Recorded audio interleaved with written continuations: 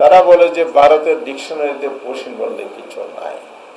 তাহলে আপনারা যেটা বিভিন্ন পয়েন্টে সীমান্তে এতগুলো লোক জোরপূর্বক ঠেলে দেওয়ার চেষ্টা করেছেন, আমাদের বিজেপির সাথে বাংলাদেশের দেশপ্রেমিক জনগণ প্রতিরোধ গড়ে তুলেছে।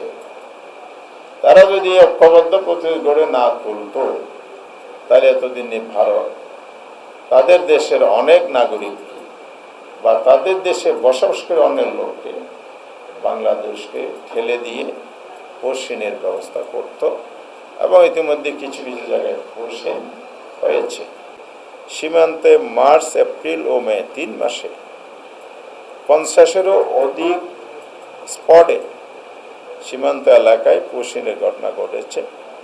সেখানে 2479 জনকে পশ্চিম করার চেষ্টা হয়েছে। প্রত্যেক রিপোর্ট এটা হলেও আমরা পাবলিকভাবে সোর্স থেকে যে রিপোর্ট পাই, এর সংখ্যা দ্বিগুণেরও বেশি।